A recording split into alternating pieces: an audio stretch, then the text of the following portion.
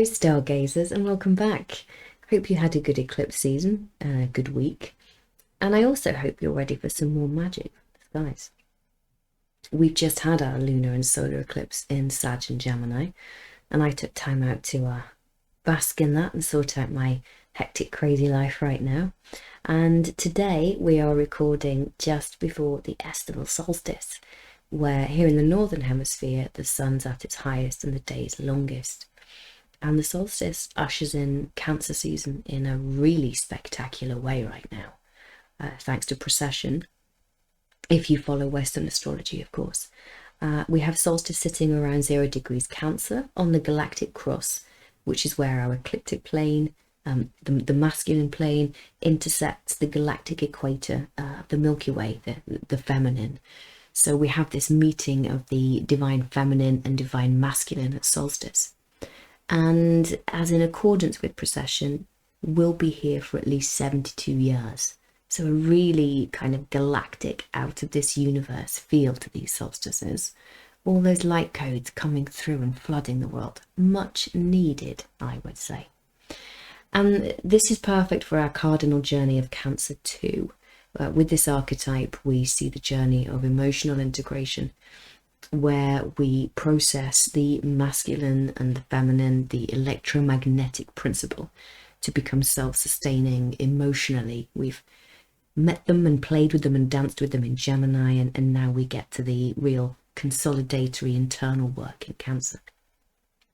We also learn to nurture ourselves here and therefore become able to nurture others in time too.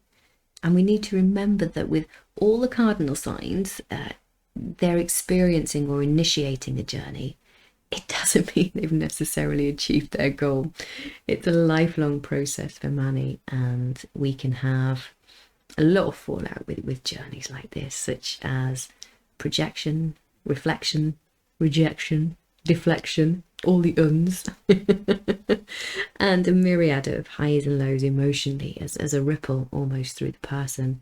As this is the lens, you can see the world if you have a predominance of Cancerian energy, be it your sun, north node, first house, moon, etc.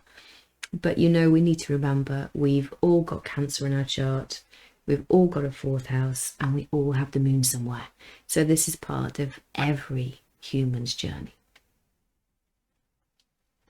Interestingly, the position of the nodes on solstice really add to that special galactic energy. And we've got the nodes at 10 degrees Gemini and Sagittarius this year.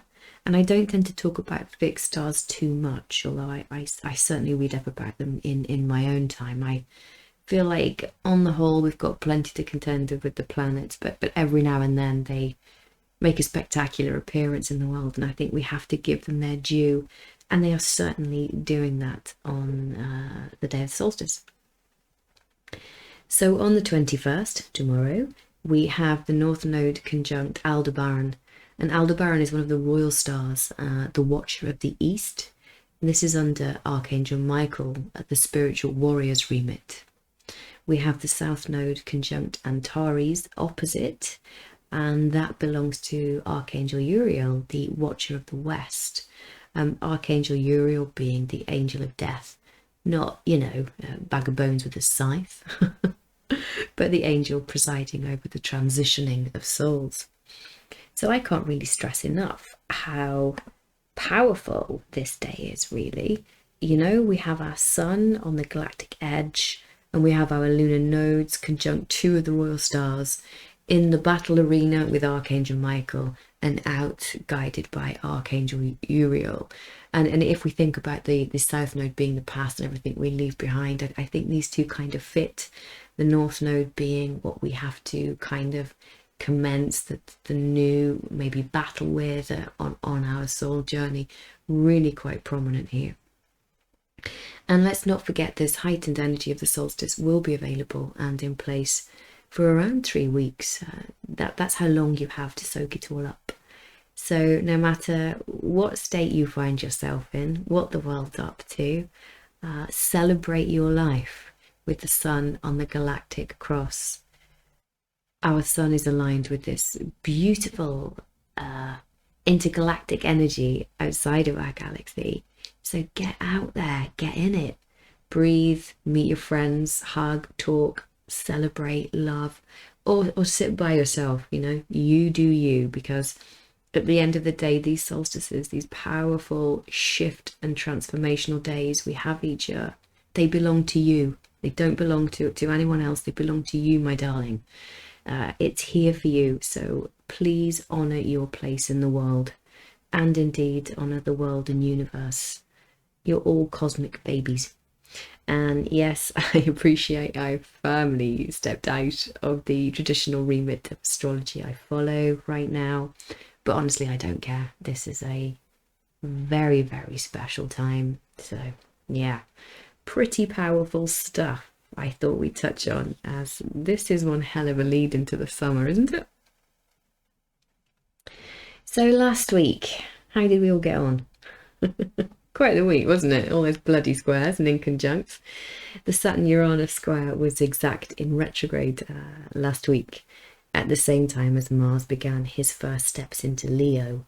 And I think we will start to see people emerge with perhaps more dynamism, more creativity, and more individuality as we begin to see those seeds planted to break away from the outdated, that kind of pressure point to act, to do. And as we begin to see this, we still have this whole process of freeing ourselves from the kind of emancipation and binding energy that Saturn's been bringing forward. We're under this influence all year, let's not forget. And it goes exact for the final time on the 24th of December. Prograde this time, and I always say third time is the charm. And of course, if we think about this, given the slow mover Uranus is, and Saturn ain't that quick either, is he? The energetics will certainly bleed into 2022 for a while. And we're seeing this all over the planet right now, aren't we? Political unrest, new realities, shaking of structure, change, excitement, rebellion, past versus future, pressure to change, resistance to change. And these are really slippery ideals as thanks to Gemini testing us in every which way. You know, we've had North Node in Gemini, we've got Mercury retrograde, we've got Mercury conjunct the nodes, we've got Mercury square Neptune. It can be really tricky energy. And what can present as new ideas are simply old ways of constriction and entrapment in disguise, whereas new and true may currently look like an obstinate reaction from the past. So it's really difficult for us to really get to grips with where we want to be, where we want to invest our mental energy and capacities. I just feel like Mercury's having a bit of a giggle at us, really. And oh yeah, as a little aside, early July, talking of our squares, that will be rather interesting as Mars makes aspect first to Saturn and then to Uranus within a 48-hour period. But more on that later. Certainly keep that on my back burner. And you know, with all of these squares, all of this testing, all of this confusion, I kind of think we're really called to just know ourselves, aren't we? Yeah, what's bullshit, what's true, for me. And the key for me has always been in embodiment, actually where Uranus sits right now. Embodiment within the present, firm and grounded Taurus. And of course, all of this, along with the Mercury and Gemini dynamics we felt, are huge stresses on the nervous system too. And this can be used as an accelerated time of healing, as we're just confronted with the ways in which we've previously dealt with stress, anxiety and trauma. And I think we're being asked to find a better way. Sometimes we don't necessarily want to confront the darker parts of our psyche until we're at critical hour, do we? And lo and behold, seems to me that's exactly where we are right now. It's quite a lot for a soul in a little body, isn't it? Yeah. I'm not too much of a touchy-feely person at all. Gross. But I keep feeling like somebody just hold me. So yeah, that's the backdrop. Suck it up, buttercup, and emotionally integrate. Little glimpse into Cancer season for you there. So this week we've got Jupiter turning retrograde today. That'll be on the 20th at 2 Pisces 11. And he will go right back to 19 Aquarius 22 until the 19th of October. Catches back up to the retrograde degree on the 9th of January next year. And this is cool. I've just waxed lyrical about how tested we've been mentally, shaken alive and exhausted and info-bombed. You know, we've learned so much. We've had that mental stress put on us so much that I think we will see a nice revisit of the personal truths we hold, our higher knowledge and abstract thoughts, getting some real deep, slow cooking, really contemplative after this bombardment of mercurial powerhouse. So he's going slow and he's going to be doing his thing. And it's going to be interesting to see how generally people's thoughts have changed, how they've processed, what they now believe, what they're convinced is right, and all they know. Yeah, just how that's changed in a few months. And he also trines the sun on the 23rd, which should be a blessed little day. They like each other, these two. And I really think that if there's a day where you need to be making decisions, where you need to make headway, this is the day I would use. It's a fortunate time, I think, if we use it correctly. And so on to this week. It feels a little bit like a heroine journey to me. A heroine journey? A heroine's journey, more like. So we will have Venus in Cancer trine Neptune in Pisces at 23 degrees on the 22nd, with an interesting build-up. It turns into a grand water trine as the moon passes the 23 mark in Scorpio, and this is so lush. It's quite a fleeting one, but quite a nice one that I'm sure we'll feel the build-up to. It's this kind of beautiful simpatico of emotional nurturing, feelings healing, and consolidation. Yeah, we can align our emotional body, our feelings and emotional resiliency with Venus, and our humanitarian love of mankind in Pisces, and make really powerful personal breakthroughs with the moon in Scorpio. I really think that this will be felt and it can be acted upon. And remember, we don't even need to act on things all the time, do we? You know, just having that awareness and letting it wash over us and inform us, it can be enough. A Scorpio moon is very plutonic, obviously, and it can speak of our deepest emotional needs and comfort zones, and sometimes what we need to push past to evolve and move on our journey. And if we don't allow ourselves the momentum or the direction we came here for, we can get stagnant and we can get stuck and just end up in a black hole of nothingness, really. And this can ultimately lead on to cataclysmic change. So before our nice flowy trine, we get a couple of tests of this moon, because firstly it will oppose both Uranus and it will oppose Ceres too. Now, we spoke of that aspect a couple of weeks ago now, didn't we? When we talked about old Fauci getting sprung. But when our emotional patterning and empowerment in Scorpio is in this position, we could really face some wobbles. We could feel confronted with our mortality. We may feel unstable, scared, worried for the planet, worried for our survival.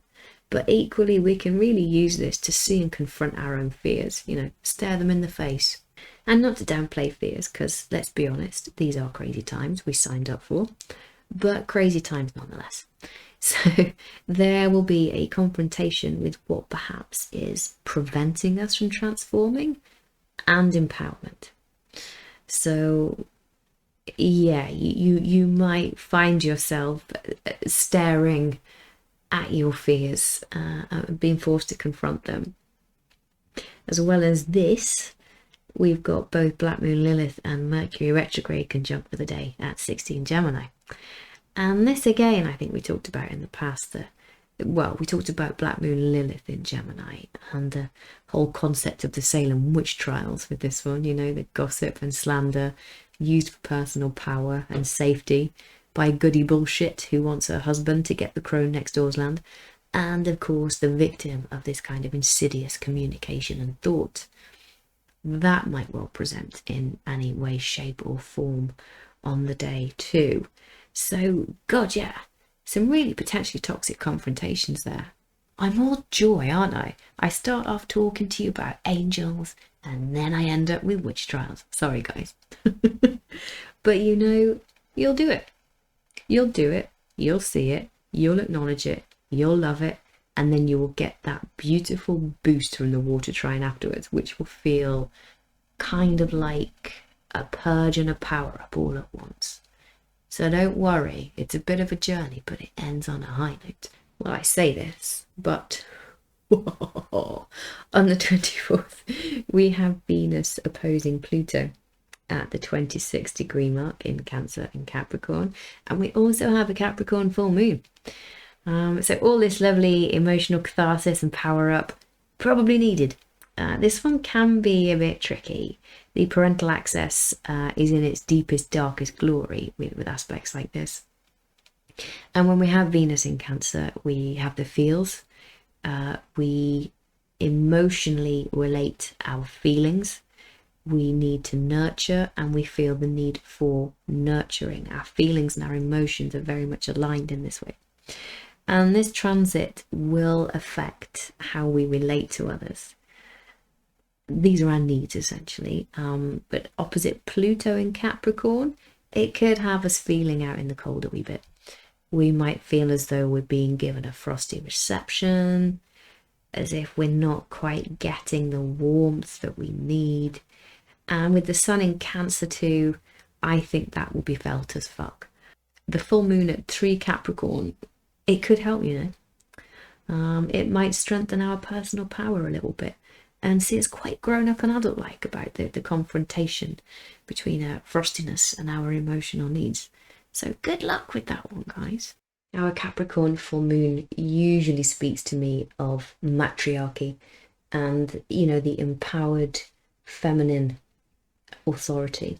The Sabian attached to this one at 3 degrees Capricorn is the human soul in its eagerness for new experiences seeks embodiment. How about that for appropriate? So I think there's a real test here. If we think of our 10-4 axis, the test to emotionally integrate, to feel empowered, to feel whole, and then to use that as a springboard as true authority. You know, sometimes people can seek authority and power because they have a deep insecurity within them. That tends to be a real crutch for people, certainly in management positions, I think. Whereas true authority, true power comes from those who are able to integrate their emotions and then offer that out to others in a nice structured form, yeah, to cater for society and care for society as opposed to constrict it. So I think this is a really, really perfect Sabian symbol for this full moon. And I really hope, as much as I've kind of told you how frightening this aspect is, it's not, it's great, but it does call for you to dig out your clout. It does call for you to make sure that you're as empowered as you can be, genuinely empowered. Right, my darlings, I shall love you and leave you for now. Hopefully see you again next week for another catch up. In the meantime, please feel free to head over to Instagram, check out more regular posts. I tend to post there 2 or 3 times a week. There's also some digital art on Etsy now, if you're at all remotely interested. If you want to book a reading, just head over to the website. So I give you all my love. Please enjoy the solstice. Please soak up all that galactic goodness, and I will see you again soon. Take care.